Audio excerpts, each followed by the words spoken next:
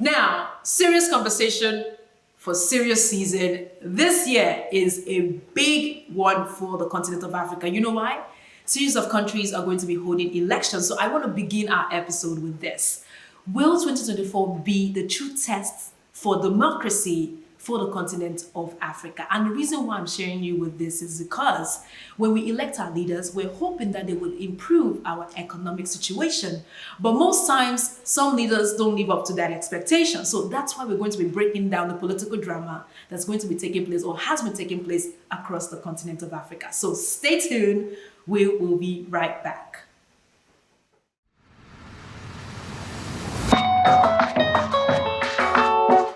Now, do you know that this year, 2024, more than half of the countries across the continent of Africa will be holding their presidential elections? Now, this is causing both anticipation and concern. Some of these countries are South Africa, Senegal, Madagascar, Rwanda, Mozambique, Ghana, Chad, Botswana, Guinea-Bissau, South Sudan, Namibia, Cape Verde, Mali, and Algeria. These are just some of the country. Now, the real question is this: is the continent ready for a democratic moment? Let's find out. So I'll begin with Senegal. Now, Senegal is one of the most stable democracies in the continent of Africa. But do you know, or if you've been following the story, you would see that they've had series of political unrest. This is following a delay in election. But guess what though? Senegal shocked the world by electing the youngest president on the continent of Africa. Now his name is Bassirou Diomaye Faye. He's only 44 years old. He was a former tax inspector. I think what's intriguing about this man and his story was this: he was arrested, right? 2 weeks after released from jail. He's the president of Senegal. So, I mean, if that's not remarkable, I don't know what is. So in Mr. Faye's inaugural speech, he vowed to run the country with humility and also to fight corruption. Now, if you know Africa and you know the level of corruption that goes on in the continent, and you know, like I do, that it is woven in the fabric of each country, right? It's a very serious fight. I mean, the president of Nigeria, former President Buhari's mission was also to fight corruption. I'm not sure where that ended us, but I'm very hopeful with this guy because, you know, he's young, and so there's so much energy there. I am also hoping he'll be willing to tackle the unemployment rate in the country, which is one of its biggest issues. Now, Senegal, like many other African countries, has more than 70% young people.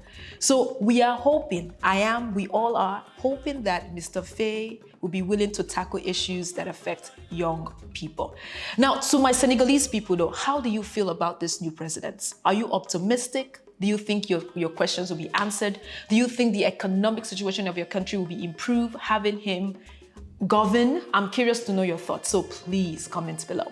And if you're watching this video so far, you like what you're hearing, please do not forget to subscribe. Click on the notification bell to be the first to receive any new content. Let's go back into the story. Now we're moving on to Chad. So many drama. After the death of President Idriss Deby in April of 2021, the military coup took over power. They immediately appointed his son, who was just 37 at the time, right? Now, his son's name is Mahamat, and he's a military commander and currently the president of Chad. Now, I want you to know that there's a difference between a power that is given and one that is earned. And I'm going to leave it there. So the country Chad is expected to hold the first round of presidential election in May as part of a transition back to democracy from military rule, right? Chad, don't disappoint us. We are counting on you. We want to see your country succeed. We're going to move on to Mali. Mali. If I were to be given an award for political drama in the year of 2020, 2021, I would hand that award, or I'll be handing that award to the people of Mali. The political system there is serious. Because if you've been following their story, you would see that they have had 2 coups in a span of 1 year. The first one was in August 2020, and the second one occurred in May 2021. So this is when military takes over the government and they start to run the country on their behalf, right? When it happened, it was an increase in authoritarianism. Now, if you're familiar with political drama, political subject, you know that democracy is for the people, by the people, with the people. And authoritarianism is when people are most of the time governed with fear. So this is a drama that went down though. This was in 2020, August 18th, right? After many months of anti-government protests, angered soldiers took up arms at a key base in Kita. This is some miles away from the capital, Bamako. That's how you pronounce that, Bamako. A few hours later, President Kita, which is the president at the time, along with his prime minister, Minister Boubou Cissé, both were detained by the military. And later that evening, or later that day, they both resigned.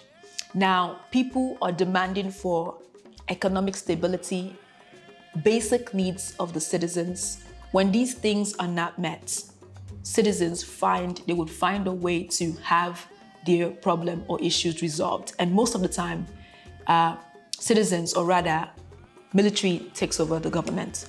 So the same thing happened May 24th. Prime Minister at the time, along with several other Malians, were arrested. Again, it was the same coup that occurred, right? And currently, right now, the country is being run by military. So we don't know when the next election is going to be held in Mali.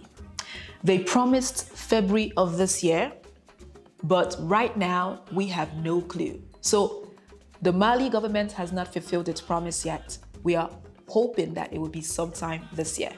Mali, I beg, you guys, please decide on when you're going to hold elections so that way the people can choose who to govern them. But our eyes are on you and we are watching and we are hoping that you make the right decision.